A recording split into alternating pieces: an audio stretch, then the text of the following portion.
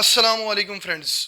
उम्मीद करता हूँ कि आप सब लोग खैरियत से होंगे और अपनी अपनी ज़िंदगियों में बहुत सारा एंजॉय कर रहे होंगे।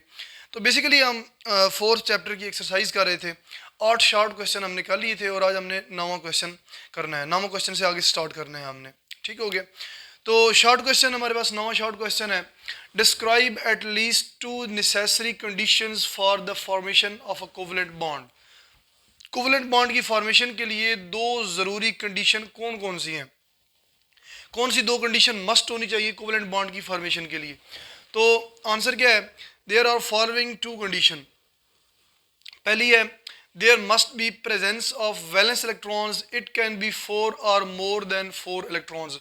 कोवलेंट बॉन्ड की फॉर्मेशन के लिए ये ज़रूरी है कि वैलेंस इलेक्ट्रॉन हो। पहली बात क्या हो? वैलेंस इलेक्ट्रॉन्स हों, यानी कि फुल उसका ऑक्टेट या डुप्लेट कंप्लीट ना हो। अगर ऑक्टेट और डुप्लेट कंप्लीट होगा तो वो बॉन्ड नहीं बनाएगा। उसके वैलेंस शेल में कुछ ना कुछ इलेक्ट्रॉन हो। अब कितने इलेक्ट्रॉन हो? इलेक्ट्रॉन 4 हो या 4 से ज़्यादा इलेक्ट्रॉन हो, ठीक है ना, तभी कोवलेंट बॉन्ड बनेगा। ये सोचें, अगर 4 से कम इलेक्ट्रॉन होंगे तब वो आयनिक बॉन्ड बनेगा। ये चीज़ ध्यान में रखिएगा, क्योंकि अगर वैलेंस शेल में एक इलेक्ट्रॉन हो तो वो क्या कर देता है? लूज कर देता है। ठीक है, अगर 2 भी हूँ फिर भी लूज कर देता है, 3 हूँ फिर भी लूज कर देता है। लेकिन 4 हूँ तो वो क्या करता है? शेयर करता है। फिर समझ आ गई इस चीज़ की? यानी कि वो 4 इलेक्ट्रॉन, 5, 6, 7 इलेक्ट्रॉन वो क्या कर लेता है? उनमें से यानी कि इलेक्ट्रॉन फिर यानी दूसरे एटम से गेन करना शुरू कर देता है। जब दूसरे एटम से गेन करना शुरू करेगा और सम टाइम अपने इलेक्ट्रॉन शेयर करेगा तो इस वजह से वहाँ पे क्या बनेगा?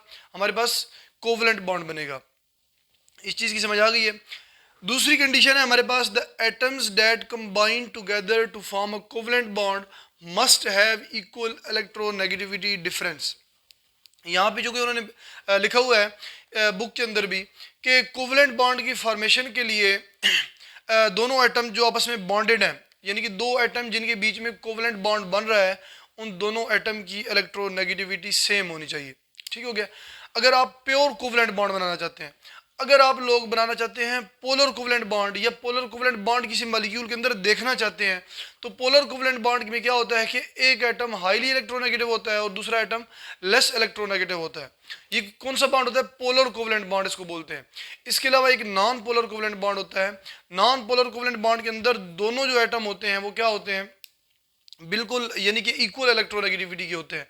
तो इस वजह से नॉन पोलर जो कोवलेंट बॉन्ड होता है उसको हम प्योर कोवलेंट बॉन्ड भी कहते हैं। तो कोवलेंट बॉन्ड, उन्होंने जस्ट कोवलेंट बॉन्ड का बोला है कि कोवलेंट बॉन्ड की फॉर्मेशन के लिए दो कंडीशन बताएं। तो पहली कंडीशन हो गई, और दूसरी कंडीशन में क्या है कि दोनों एटम जो आपस में बॉन्डेड हैं वो इक्वल इलेक्ट्रोनेगेटिविटी डिफरेंस, यानी उनमें इक्वल इलेक्ट्रोनेगेटिविटी की होने चाहिए। उनके अंदर इलेक्ट्रोनेगेटिविटी डिफरेंस जो है ना वो क्या हो? ज़ीरो हो। आगे 10th क्वेश्चन है हमारे पास, why HCl has dipole dipole forces of attraction. HCl molecule के अंदर dipole dipole forces of attraction क्यों है? आंसर क्या है? In HCl molecule the hydrogen atom is partially positive and chlorine atom is partially negative. HCl molecule के अंदर hydrogen क्या है? पार्शियल पॉजिटिव है, और क्लोरीन क्या है? पार्शियल नेगेटिव है। पार्शियल पॉजिटिव और पार्शियल नेगेटिव क्यों है? क्योंकि क्लोरीन हाईली इलेक्ट्रोनेगेटिव है, वो जो बॉन्ड पेयर होगा बीच में उसको अपनी तरफ अट्रैक्ट कर लेगा। इस वजह से क्लोरीन के ऊपर पार्शियल नेगेटिव चार्ज आ जाएगा और हाइड्रोजन के ऊपर partial positive. Next, because of the force of attraction between oppositely charge particle there is a small dipole dipole force of attraction between adjacent HCl molecule. कहता है कि इस जो इलेक्ट्रोनेगेटिविटी डिफरेंस की वजह से उनके बीच में क्या होंगे, यानी कि पार्शियल पॉजिटिव और पार्शियल नेगेटिव चार्जेस क्रिएट होंगे, और इसकी वजह से क्या होगा कि उनके बीच में अट्रैक्शन होगी। जब अट्रैक्शन होगी तो जो साथ वाला HCl मॉलिक्यूल होगा वो क्या होगा कि उस यानी कि ये एक HCl का मॉलिक्यूल है, एक साथ वाला HCl मॉलिक्यूल है, जिसको हमने बोला है एडजेसेंट HCl मॉलिक्यूल। ठीक है ना? अगर एक मॉलिक्यूल के साथ ही कोई मॉलिक्यूल हो, दूसरा उसके इस साइड पे हो, ऊपर हो, नीचे हो, इस साइड यानी कि किसी भी कोने में हो, किसी भी साइड पे हो उस मॉलिक्यूल के, तो उसको हम एडजेसेंट मॉलिक्यूल बोलते हैं। तो होता क्या है कि जब एक मॉलिक्यूल के अंदर इलेक्ट्रोनेगेटिविटी डिफरेंस है, वहाँ पे चार्जेस हैं, तो उसके जो पार्शियल पॉजिटिव है या पार्शियल नेगेटिव है वो दूसरे मॉलिक्यूल की पार्शियल पॉजिटिव या पार्शियल नेगेटिव क्या करेगा? अट्रैक्ट करेगा। तो इस वजह से वहाँ पे क्या होगी, जब अट्रैक्ट करेगा तो उसे हम कौन सी फोर्स बोलते हैं? डाइपोल डाइपोल इंट्रैक्शन बोलते हैं। तो HCl मॉलिक्यूल के अंदर कौन सी फोर्सेज होती हैं? Dipole dipole forces of attraction. आगे हमारे पास 11 क्वेश्चन है, what is triple covalent bond, explain with example. Triple covalent bond क्या होता है, इसको एक्सप्लेन करें। आंसर क्या है, when each bonded atom contributes 3 electrons, 3 bond pair are involved in bond formation, this type is called triple covalent bond. कहता है कि जब भी एक एटम अपने 3 इलेक्ट्रॉन शेयर करता है।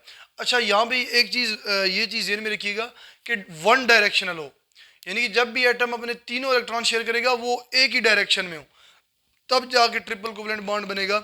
अब देखें यहाँ पे, ये नाइट्रोजन एक एटम है, ये नाइट्रोजन के एटम के कितने इलेक्ट्रॉन हैं, यानी कि 5 इलेक्ट्रॉन है टोटल, वैलेंस इलेक्ट्रॉन।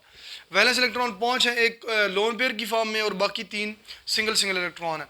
ये अब नाइट्रोजन अपने तीनों इलेक्ट्रॉन दूसरे नाइट्रोजन के तीनों इलेक्ट्रॉन से क्या करेगा, शेयर करेगा। जब शेयर करेगा दूसरे नाइट्रोजन एटम से, तो बीच में देखें ये 3 जो है ना इलेक्ट्रॉन शेयर हो गए, और ये तीनों इलेक्ट्रॉन की एक ही डायरेक्शन है, यानी कि ये डायरेक्शन आप कह सकते हैं, ऐसे या ऐसे डाउन द, ऐसे नहीं है, ठीक है, यानी कि तीनों इलेक्ट्रॉन की जो डायरेक्शन है वो सेम ही है। इसके अलावा आप देखें तो NH3 के मालिक्यूल के अंदर ये NH3 का मालिक्यूल है, इसमें नाइट्रोजन का कुछ इस तरह का स्ट्रक्चर होता है, यानी कि एक हाइड्रोजन इधर होता है, एक यहाँ पे और एक यहाँ पे। यहाँ पे नाइट्रोजन ने अपना एक एक इलेक्ट्रॉन अलग अलग से शेयर किया हुआ है हाइड्रोजन के साथ। यहाँ पे ये देखें ना, नाइट्रोजन के 3 इलेक्ट्रॉन अलग अलग हैं, तो यहाँ पे क्या है, इसने अलग अलग इलेक्ट्रॉन तीनों के साथ, यानी कि तीनों हाइड्रोजन एटम के साथ शेयर किए हुए हैं, लेकिन यहाँ पे ये तीनों इलेक्ट्रॉन एक ही डायरेक्शन में हो गए और हमारे पास ट्रिपल कोवलेंट बॉन्ड बना। तो इसको आप ट्रिपल कोवलेंट बॉन्ड नहीं कह सकते, ये सिंगल कोवलेंट बॉन्ड है। और यहाँ पे जब यानी तीनों इलेक्ट्रॉन एक ही डायरेक्शन में क्या होंगे, शेयर होंगे दूसरे एटम के साथ, तो वहाँ पे हमारे पास क्या आएगा, ट्रिपल कोवलेंट बॉन्ड आएगा। तो उम्मीद करता हूँ कि इस चीज़ की आप लोगों को समझ आ चुकी होगी। आगे नेक्स्ट चलते हैं, what is the difference, 12 question है, what is difference between polar and non polar covalent bond, explain with one example of each. यानी पोलर और नॉन पोलर कोवलेंट बॉन्ड की जो है ना वो क्या है, डेफिनेशन क्या है या डिफरेंस क्या है उनके बीच में।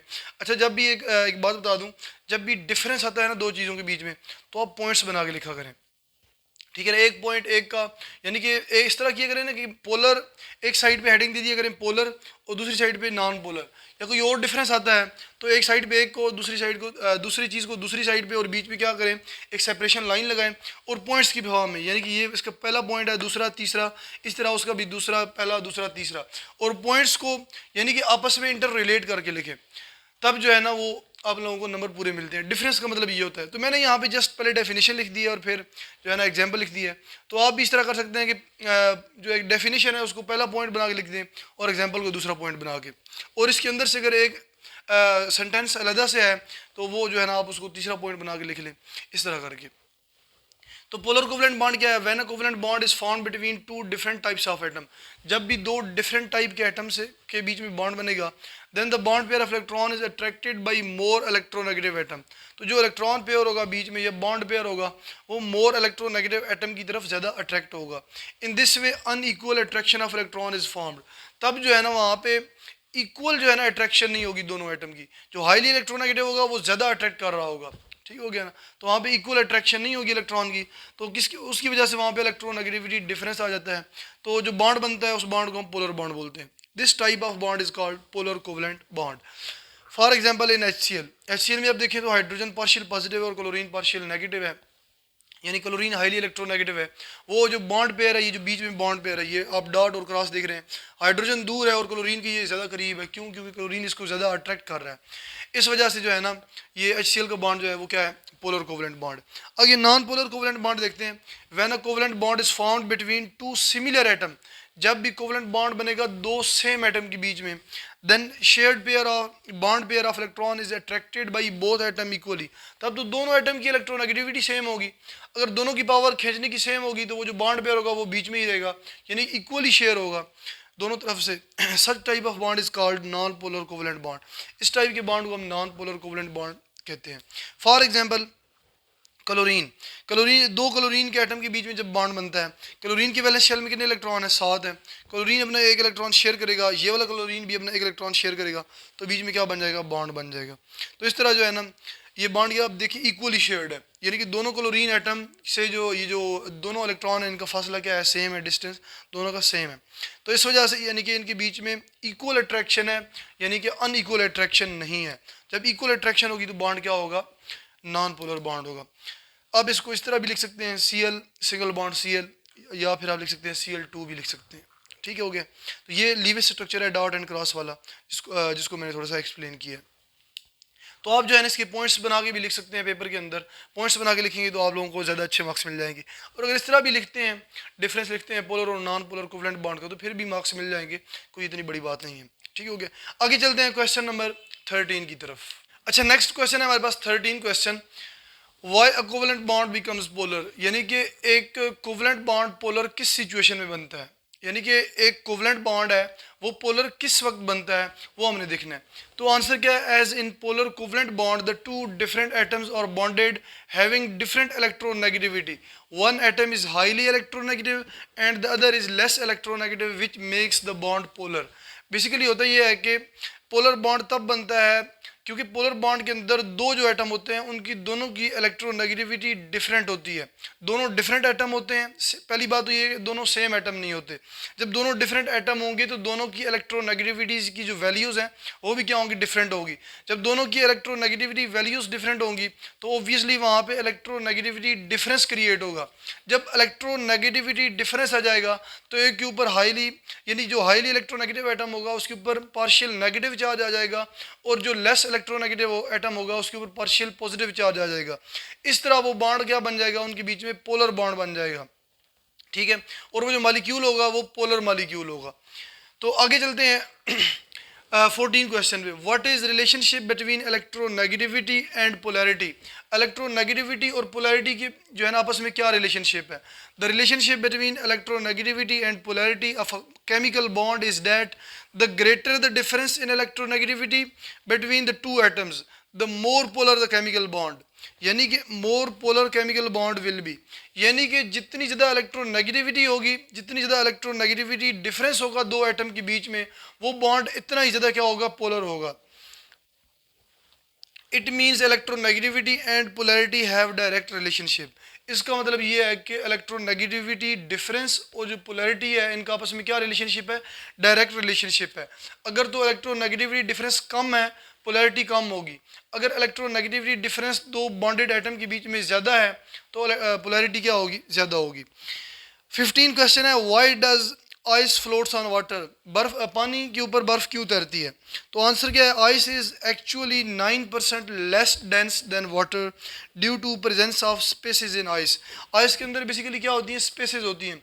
क्यों, क्योंकि वाटर के अंदर जो मॉलिक्यूल होते हैं वाटर के वो रैंडमली यानी कि आगे पीछे मूव कर रहे होते हैं, लेकिन जैसे ही पानी जमता है यानी कि वाटर जो है वो फ्रीज होता है तो उसके अंदर जो मॉलिक्यूल जहाँ पे होता है वो वहीं जो है ना रुक जाता है, तो उनके बीच में क्या आ जाती हैं, स्पेसेज आ जाती हैं। जब स्पेसेज आ जाती हैं तो वो क्या हो जाता है, वाटर आइस का वॉल्यूम जो है थोड़ा सा ज़्यादा हो जाता है और उसका जो डेंसिटी है, जो उसका मैस है वो क्या हो जाता है, कम हो जाता है वॉल्यूम की कंपैरिजन में। तो इस तरह जो है ना वाटर से जो आइस होती है वो क्या हो जाती है, लेस डेंस हो जाती है। तो आपको पता है कि जो भी चीज़ हल्की होती है वो फिर पानी के ऊपर तैरने लग जाती है। In this way water is heavier than ice and ice floats on water, और इस तरह बर्फ़ पानी के ऊपर तैरने लग जाती है। आगे 16 क्वेश्चन है, give the characteristics properties of ionic compound. Ionic compound की प्रॉपर्टीज़ बताएं।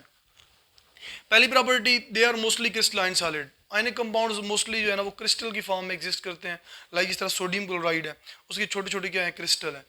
आगे दूसरा, they can not conduct electricity in solid state but can conduct electricity in molten और इन एक्वस स्टेट।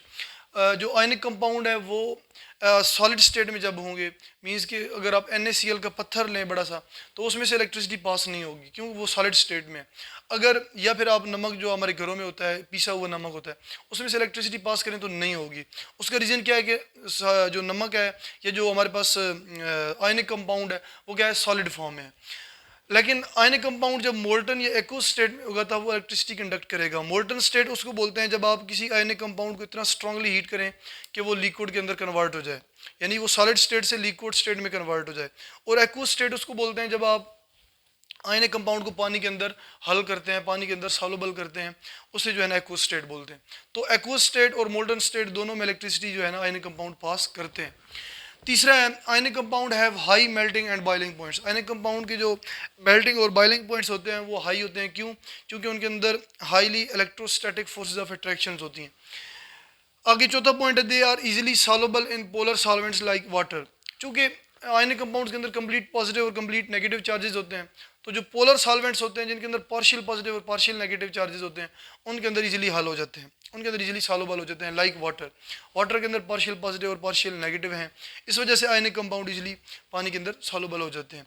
इसके अलावा और भी सॉल्वेंट जो पोलर हों तो उनके अंदर जो है ना आयनिक कंपाउंड सॉल्युबल हो जाते हैं। आगे 17 क्वेश्चन है, what characteristics properties do the covalent compound है, यानी कोवलेंट कंपाउंड की प्रॉपर्टीज बताएं। तो they have usually low melting and boiling points. Ionic ये जो कोवलेंट कंपाउंड होते हैं इनके मेल्टिंग और बॉइलिंग पॉइंट्स कम होते हैं as comparison to ionic compound, ठीक है ना। आयनिक कंपाउंड से जो है ना अगर कंपैरिजन करें तो कोवलेंट कंपाउंड के मेल्टिंग और बॉइलिंग पॉइंट कम होते हैं, लेस होते हैं।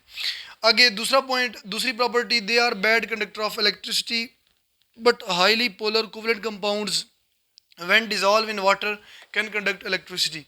बेसिकली जो कोवलेंट कंपाउंड होते हैं, जो नॉन पोलर कोवलेंट कंपाउंड होते हैं, वो क्या होते हैं, वो उन बैड कंडक्टर ऑफ इलेक्ट्रिसिटी होते हैं सॉलिड फॉर्म में। और इसके अलावा जो हमारे पास कोवलेंट कंपाउंड जो पोलर कोवलेंट कंपाउंड है और सॉलिड फॉर्म में है, वो भी क्या कंडक्ट इलेक्ट्रिसिटी कंडक्ट नहीं करते। हाँ, पोलर कोवलेंट कंपाउंड को जब आप वाटर के अंदर डिजॉल्व करते हैं तो होता ये है कि वहाँ पे क्या होता है, वाटर के अंदर सॉल्युबल हो जाते हैं और वहाँ पे आयंस बन जाते हैं। जब आयंस बनते हैं लाइक HCl, अब HCl क्या है, नॉन पोलर कोवलेंट कंपाउंड है, लेकिन जैसे ही आप उसको वाटर के अंदर डालेंगे, पानी के अंदर HCl को डालेंगे, ठीक है, तो क्या होगा कि उसके वहाँ पे आयंस बन जाएंगे, H पॉजिटिव और Cl नेगेटिव आयंस बन जाएंगे और इस तरह जो है ना वहाँ पे इलेक्ट्रिक करंट जो है ना वो पास हो सकेगा। तो इस तरह जो पोलर आयनिक कंपाउंड है वो जब उनको पानी के अंदर डिजॉल्व करते हैं तो तब जो है ना एक्वस फॉर्म में वो क्या करते हैं, इलेक्ट्रिसिटी कंडक्ट करते हैं। तीसरा हमारे पास तीसरी प्रॉपर्टी है, they are soluble in non polar solvents like benzene, ether. अच्छा, जो नॉन पोलर कोवलेंट कंपाउंड है वो किस में सॉल्युबल होते हैं, नॉन पोलर सॉल्वेंट्स में, लाइक बेंजीन, ईथर वगैरह में, ठीक है। और जो पोलर कोवलेंट कंपाउंड होते हैं वो पोलर सॉल्वेंट्स में हल हो जाते हैं, लाइक HCl। अब HCl का मॉलिक्यूल क्या है, पोलर कोवलेंट कंपाउंड है, और जब आप इसको वाटर के अंदर डिजॉल्व करते हैं तो ये वाटर के अंदर डिजॉल्व हो जाता है। तो एक ही कानून है कि पोलर पोलर में सॉल्युबल होंगे और नॉन पोलर में सॉल्युबल होंगे। पोलर नॉन पोलर में सॉल्युबल नहीं होगा और नॉन पोलर पोलर में सॉल्युबल नहीं होगा। ये एक रूल बस ध्यान में रख लें, सिंपल सा रूल है। आगे फोर्थ प्रॉपर्टी है, large covalent molecules are hard and stable and have high melting and boiling points. कुछ कोवलेंट कंपाउंड्स जो है ना उनके बड़े बड़े मॉलिक्यूल्स होते हैं, यानी कि बड़े मॉलिक्यूल्स जो है ना कोवलेंट कंपाउंड जिनके अंदर कोवलेंट बॉन्डिंग होती है वो बड़े स्टेबल और हार्ड होते हैं, लाइक डायमंड, लाइक ग्रेफाइट, ठीक है। तो ये क्या करते हैं, इनके जो मेल्टिंग और बॉइलिंग पॉइंट्स होते हैं ये बहुत ज़्यादा हाई होते हैं, ठीक है ना। इसका हमने रीज़न भी पढ़ा था, ये हमने कोवलेंट कंपाउंड जब हम डिस्कस कर रहे थे टॉपिक, उसके अंदर हमने ये रीज़न पढ़ा था। तो यहाँ तक हमारे 17 क्वेश्चन कंप्लीट होते हैं। इंशाल्लाह मिलते हैं नेक्स्ट लेक्चर में। नेक्स्ट लेक्चर में हम इंशाल्लाह लॉन्ग क्वेश्चन आंसर करेंगे। तो इसी के साथ ही मैं अपना लेक्चर एंड करता हूँ। मिलते हैं इंशाल्लाह नेक्स्ट लेक्चर में। अपना बहुत सारा ख्याल कीजिएगा। ओके, अल्लाह हाफिज़।